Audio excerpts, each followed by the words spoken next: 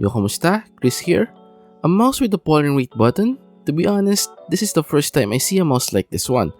Unlike most gaming mice, the polling rate can be adjusted via the software. Although this gaming mouse has downloadable software, for me this is new and is different. The Vancer Gemini Castor's polling rate can be updated by pressing the button found underneath the gaming mouse. For gamers who like to update the polling rate of their gaming mouse from time to time, you might want to check out the Gemini Castor. With this gaming mouse, you can definitely update it on the fly. However, I think it's not optimal to put the button at the bottom because it might get pressed accidentally in-game. Aside from that, another interesting feature of this gaming mouse that hooked me is the coating. As you can see, it has a shiny pearl white coating. Vancer deviated from the typical coating of a gaming mouse. I guess they want the Gemini Castor to be unique. Now, there's a lingering question with the kind of coating this gaming mouse has. Is it slippery or not? Well, it's not. It's fine to be honest. It doesn't feel slippery when you use the gaming mouse. However, if you're in a humid environment and you have sweaty hands, it will feel sticky. Well, it will not affect your performance for sure, but it's a bit annoying to be honest. I think I'm just used to the matte finish of most gaming mice. This is the first time I've seen and tried a gaming mouse with this kind of coating to be honest. In my opinion, Vancer should have followed the usual and implemented matte finish instead of shiny ones. Yes, it's aesthetically pleasing, but it feels different when you're in a humid room with sweaty hands. Now let's discuss the shape. Most tech reviewers who have released their piece of the pie said that the Gemini Castor has the same shape as the final mouse's Starlight. Well, I don't have that gaming mouse to compare to, but I noticed that the size and shape of the Gemini Castor is almost the same as the Razer Viper Mini. If we compare it side to side, the Viper Mini is a tad taller, but the Gemini Castor is a bit lengthier. As for the width, it's almost exactly the same. So for gamers who are coming from the Razer Viper Mini, I guess the Gemini Castor might be an ideal option if you want to upgrade. Just like my case, I didn't have a hard time using the Gemini Castor because I've been using the Viper Mini for quite some time now. The only thing that feels new when I first tried this gaming mouse is the coating and it's wireless. Other than that, it feels like I'm still using the Viper Mini. So yeah, for gamers who like small to medium gaming mouse, you might want to check out the Vancer Gemini Castor. One of the good features of this gaming mouse as a whole is the packaging. This is the first time I see a gaming mouse inclusion with gaming sleeves. I guess it's a nice gesture from Vancer. Aside from the typical inclusions like the charging cable, Vancer also added grip tapes and mouse gates.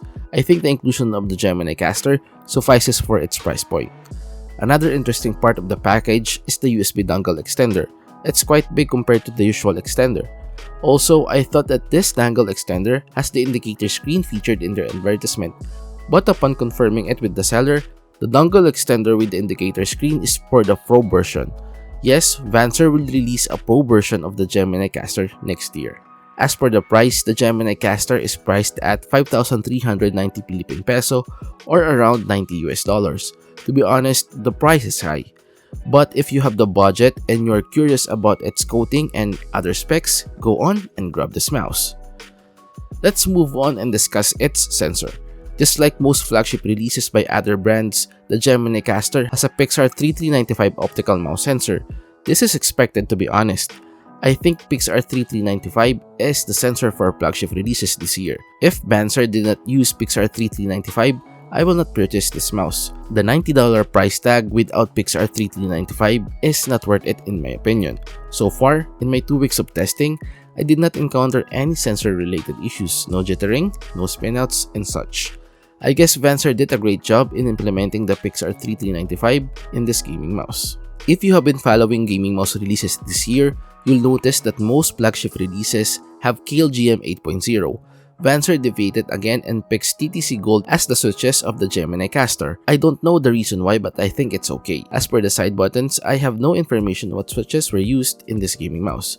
As for the clicking experience, the Gemini Castor is a tad heavier compared to the KLGM 8.0. Even though it's a bit heavier compared to KLGM 8.0, I did not experience fatigue in longer sessions using the Vancer Gemini Castor. I guess TTC Gold is just fine as the switches of this gaming mouse. By the way, here's a quick sound test of both mouse clickers and side buttons.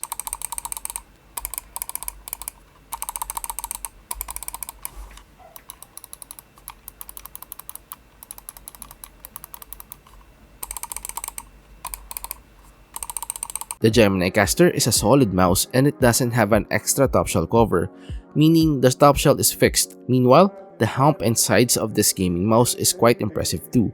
No annoying sounds when pressing the set parts. However, I do experience some flexing or creaking sound at the bottom of the gaming mouse.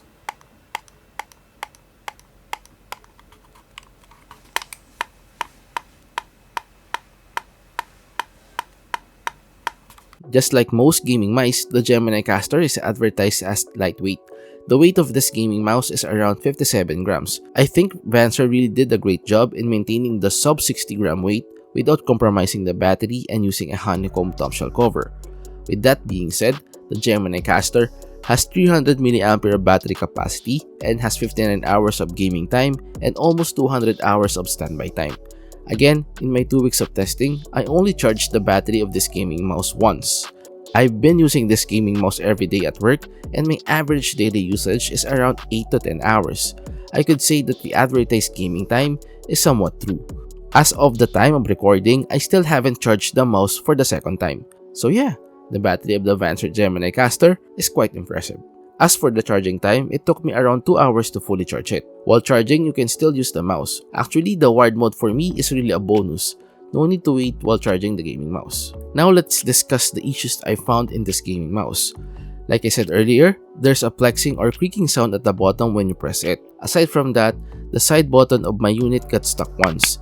This issue never occurred again as of the making of this video. To be honest, I got disappointed because this gaming mouse is not cheap. Good thing is that these issues I encountered are not showstoppers and I can still use the gaming mouse. The Vancer Gemini Castor can be one of the options if you're eyeing to upgrade your Acer Viper Mini or small to medium gaming mouse. It has the latest sensor, good mouse switches, more than average battery life and capacity, and a peculiar coating. It's also lightweight, which is great if you're an FPS gamer. Also, the inclusions are good too. Vancer is generous enough to include gaming sleeves and extra skates and grip tapes. Performance-wise, it's a tad good. No sensor-related issues, again good battery life and no input delay so far. However, it's not a perfect mouse. Like I said earlier, there were some issues that I encountered while using it. Although they are not showstoppers, these issues should not exist in my opinion. Fantech was able to release a cheaper gaming mouse with almost the same specifications and without the issues I found in this gaming mouse. If we're just going to base it on the price, I will not recommend this gaming mouse. Go grab the Fantech Aria, it's cheaper and has almost the same specs as the Gemini Castor. Hopefully, the Pro version of this gaming mouse will not have the issue that I encountered. I'm hoping that this video will reach Vancer so that it can help them to correct the issues that I found. And that's it guys, we've reached the end part now. Hopefully you've enjoyed this video. Till our next, goodbye.